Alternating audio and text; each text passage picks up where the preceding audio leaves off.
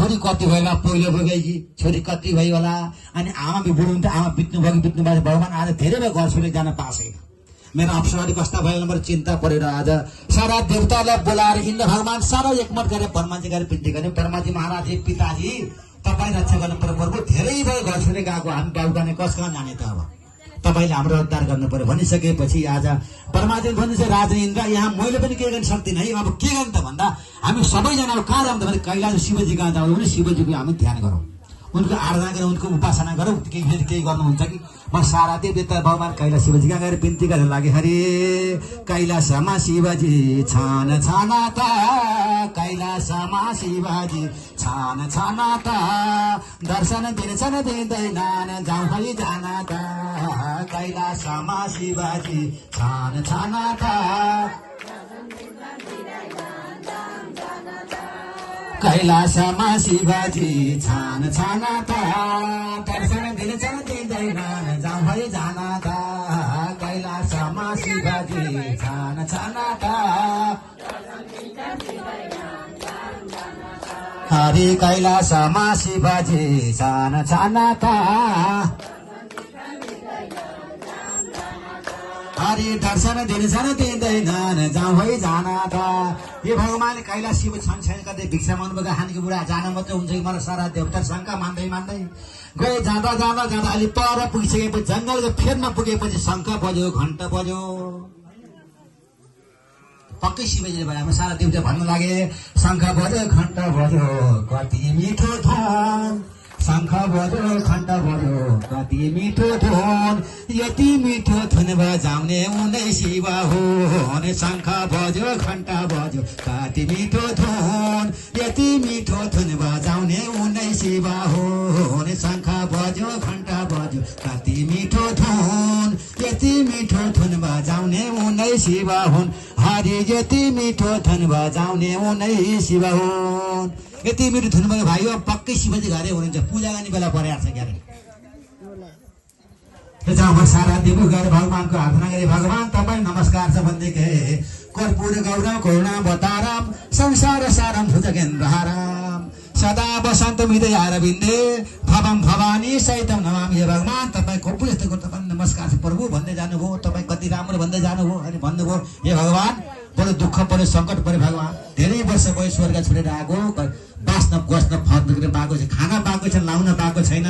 कपडा मैलो गरेर फेर्न पाएको छैन भगवान बडो कष्ट भयो हेर्नुहोस् त हो तपाईँले केही गर्नु पर्यो भनेर भन्दाखेरिमा पनि कैसिबजी भन्नुहुन्छ देवता यसमा त मैले पनि केही गर्न सक्दिनँ है अब किनभने दैत्य बलवान छ दैत्य म पनि चिन्न सक्दिनँ अब बरु के गरौँ भने हामी सबैजना मिलेर जाऊँ क्षीर सागरमा जाऊँ जहाँ भगवान विष्णु शेष शय्यामा नागमा सुत्नु भएको छ त्यो नागमा सुत्नु भएको विष्णुको आराधना उनकै पुकार गरेर उनलाई भनौँ उनलाई दुःख बेसम्म हामी उहाँले हाम्रो रक्षा गर्नुहुन्छ भने सारा देवी देवताहरू ब्रह्माजी समेत भएर विष्णुजी शिवजी समेत भएर क्षीर सागर भएर भगवान विष्णुको आराधना गर्न लागि हरे ढोका खोला राम भक्त आए मन्दिरमा ढोका खोला राम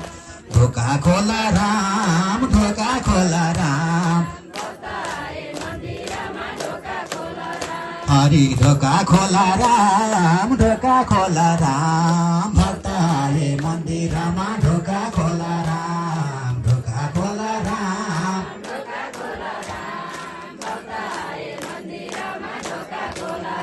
हरे भक्त आए मन्दिरमा ढोका खोला राम हरे भागवत भगवान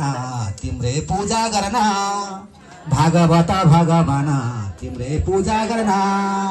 सधैँ हाम्रो रक्षा गर शरणमा पर्न ढोका खोला राम भक्त आए मन्दिरमा ढोका खोला राम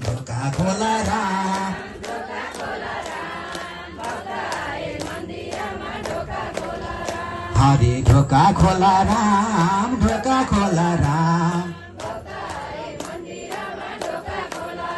हरे भक्त आए मन्दिरमा ढोका खोला राम हरे राम पनि उनै श्याम पनि उनै राम पनि उनै श्याम पनि उनै ब्रह्मा विष्णु महेश्वरमा फरक छैन कुनै ढोका खोला राम भक्त आए मन्दिरमा ढोका खोला राम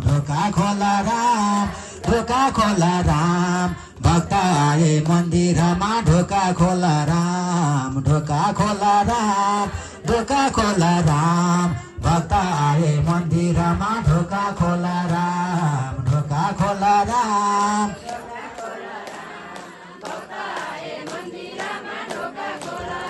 हरे भक्त आए मन्दिरमा ढोका खोला राम श्री कृष्ण भगवानको दक्षिणारायण भगवानको हिमलाल तथा समस्त पत्नीहरूको समस्त कुलदेवताहरूको भगवती हिमालय माताको सुजलका पतिभरि भगवानको मनकामना माताको गोरखकाली माताको एक महादेव के रे